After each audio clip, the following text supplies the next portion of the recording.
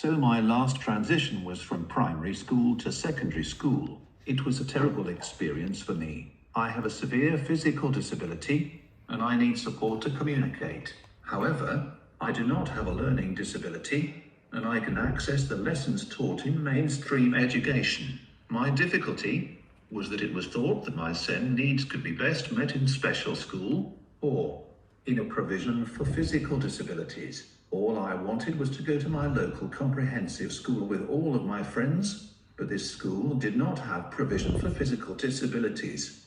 It was a long fight to get me into the school I wanted to go to, and I didn't find out which school I was going to until the July before I started. My mum used to be a SENDCO, and she knew we had to start planning very early. That's why we started in year 5. However, despite our early planning, the school were not ready for me because the local authority had taken so long to name my school and finalize my EHCP. The school had to have hostess fitted and employ a support assistant for me, so they needed plenty of notice.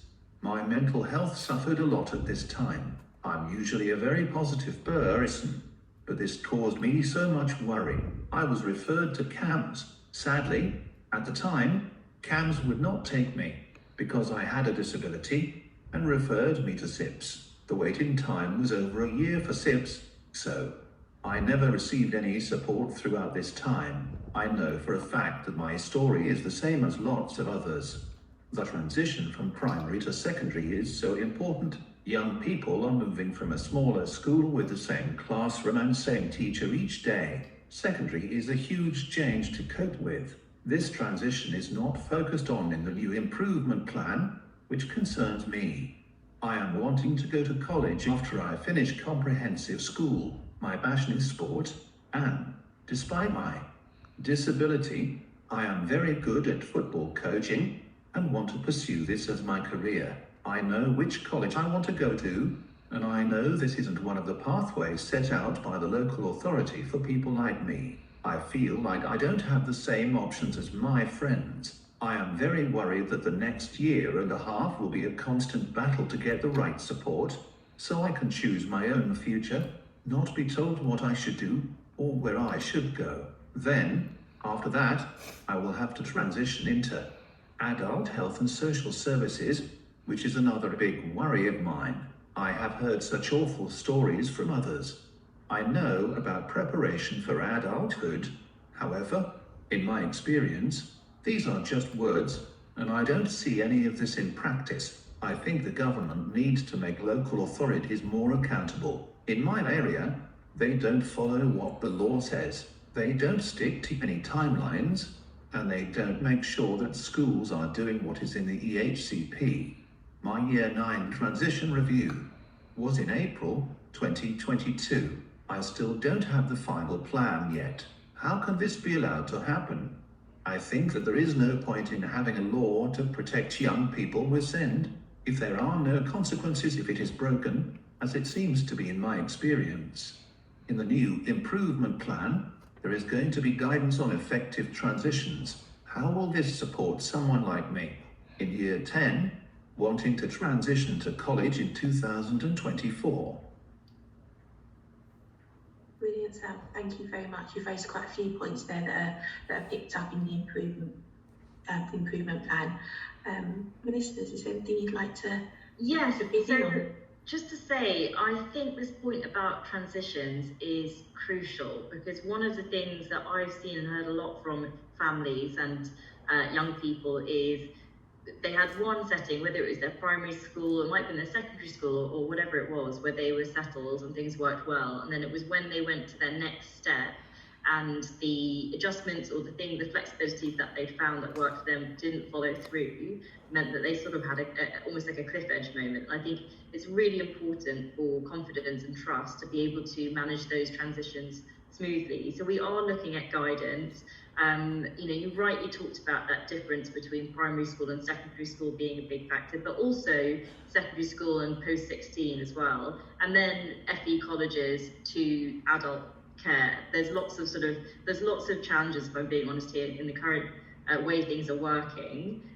So we're going to set out guidance on what the best practice is to try and make that smooth. And we're also looking at things like adjustment passports, which transfer from your education to your employer, so that you've got, again, sort of that continuity. Just about this point about timeliness and council. So I actually represent a seat which is one of the highest rises in demand, and it's definitely very much struggled in terms of delivering on SEN. So when I have my sort of weekly surgeries with constituents, a third of the people I speak to are sort of parents and young people related to something to do with SEN. So I've seen a lot of this in my time in Parliament. And what I think is this: so basically, I understand the argument that people say the law is there, just hold them accountable. Why don't you fine them or do something like that? But what I've seen, particularly up close and looking at the whole system, is usually the reason that they haven't responded isn't because they didn't want to. It's because something has gone wrong in the system. Maybe they don't have the right sort of caseworkers. So we're putting forward guidance and training for SEN caseworkers and councils. Maybe they couldn't get the health assessment, which is why I'm working jointly with Ministerial and making sure we've got the specialist workers in place. It might be that they can't find the right school place. We're looking at having sort of plans for each area so you can have enough specialist places close by. And I think there's two things. I think there's the accountability, which has got to be there in the system. So we've got that sort of tribunal process, which we haven't changed. But there's also got to be a look under the bonnet of why they aren't delivering and making sure that they have what they need to deliver on time.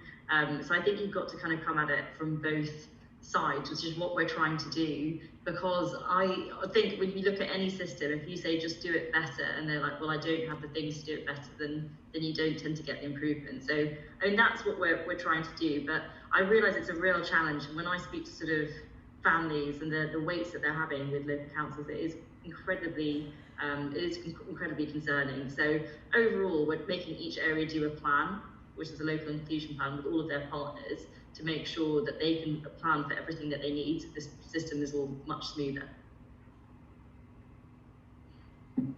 Yeah, and just to touch on the CAMS issue, we kind of completely recognise that it's there's long waiting lists at the moment for mental health support. I mean, we've seen an absolute real increase in the number of young people in particular wanting and needing mental health support. So I think it's about up to November last year, it was about a 38% increase, mainly due to COVID, because young people have really struggled with isolation and not being able to go to school, not mixing with their friends, not sure what the future holds. And so whether it's eating disorders, self-harm, anxiety, depression, we're seeing such an increase in the number of young people needing help. But we are putting in mental health support teams in schools. Now, I don't know if any of your schools have these yet, but there's 287 mental health support teams now in over 4,700 schools and colleges.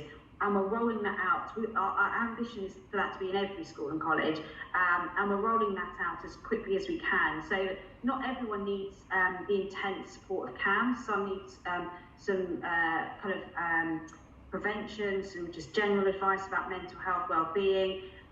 But if we get it into schools, they'll be able to help support those who need a little bit of support, but then help you get referrals if you need a bit more specialist support as well.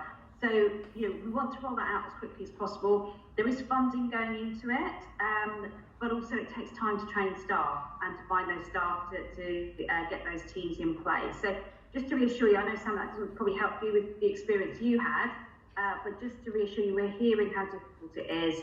I was with Young Minds, which are a campaign group of young people from across the country who came to Parliament yesterday and made exactly the same point that you did about how difficult it is to access mental health services. So there's plans in place, but it will take us a little bit of time to get where we need to be, but we absolutely get how difficult that has been for you.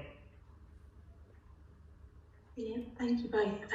Lovely to see that Young Minds were in Parliament yesterday. They came and their young people delivered a workshop at the Young People's Youth Voice Matters conference in half term as well, which I know was really warmly received by the other young people attending.